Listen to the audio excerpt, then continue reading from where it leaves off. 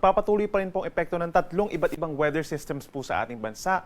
Una na dyan ay ang hangin po galing sa Hilaga, also known as the northeasterly wind flow, nakakaapekto sa malaking bahagi ng northern Luzon at nagdadala lamang po ng mahihinang pag-ulan, lalo sa may northern and eastern sections.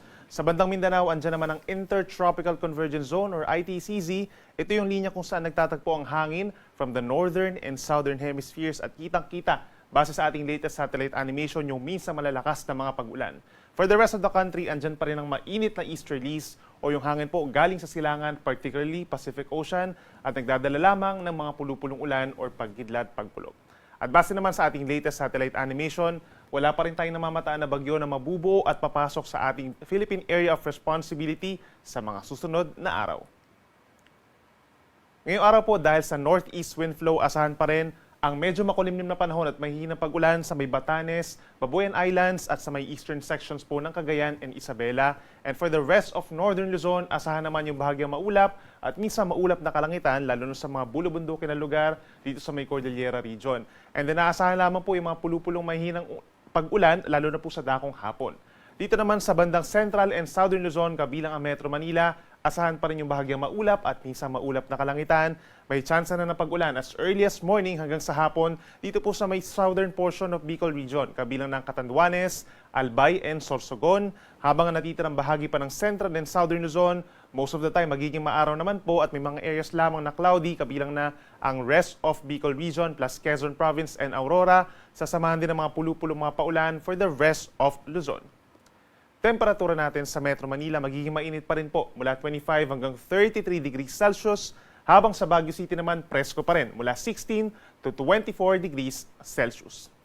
Sa ating mga kababayan po sa malaking bahagi ng Palawan, bahagyang maulap at madalas maaraw naman umaga hanggang tanghali. And then sa dakong hapon, minsan kumukulimlim ang panahon at may chance rin ng mga pulupulong mga paulan, lalo na sa may central portion. Dito naman sa bahagi ng Visayas, mataas din ang chance ng pag-ulan dahil sa easterlies, doon sa may Samar provinces at dito rin sa may Biliran at ilang bahagi pa ng Leyte. Epekto yan ng easterlies at minsan malalakas po yung pag-ulan pagsapit po ng umaga hanggang sa hapon. And then posibleng mawala naman po pagsapit ng gabi, habang natitirang bahagi ng Visayas, fair weather conditions. Madalas maaraw pero minsan kumukulim din ng panahon at may chance rin po ng mga pulupulong mga paulan or pagkidlat, pagkulog.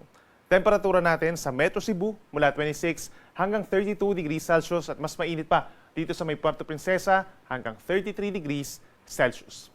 At sa ating mga kababayan po sa may southern portion of Mindanao, magbaon po ng payong dahil tulad ng nabanggit natin kanina, mataas ang tsansa ng pag-ulan dahil sa Intertropical Convergence Zone, kabilang na dyan ng Basilan, Sulu, Tawi-Tawi, ganyan din sa may Soxargen, Davao Region, and Surigao del Sur. Mag-ingat po sa banta ng baha at pagguho ng lupa. Ang natitirang bahagi ng Mindanao, mataas din po ang tsansa ng mga paulan sa umaga dito sa natitirang bahagi ng Caraga Region, rest of Bangsamoro Region at ilang bahagi pa ng Northern Mindanao.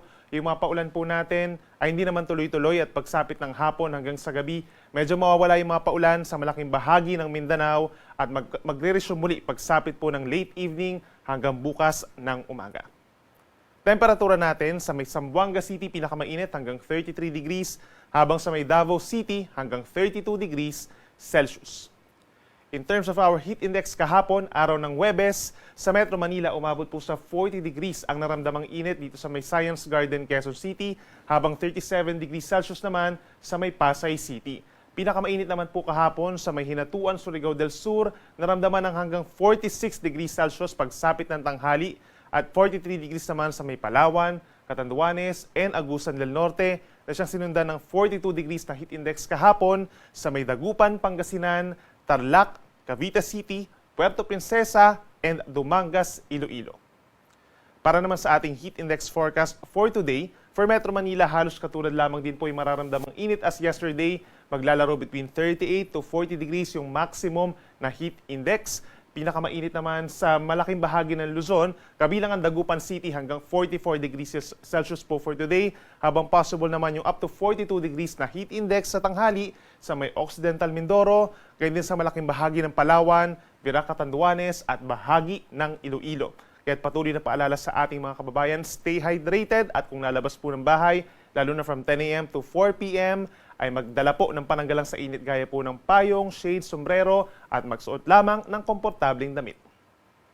Para naman sa ating gale warning, wala po tayong nakataas po na babala sa matataas na mga pag-alon.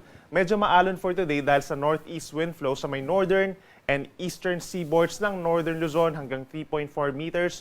Pero simula po bukas kung saan hihina yung epekto ng northeast wind flow at mapapalitan na ng easterlies, malaking bahagi ng bansa ang magkakaroon ng mga pag-alon. Simula kalahati hanggang 1.5 metro at posibleng umakyat lamang ng 2.5 metro kapag meron tayong mga thunderstorms.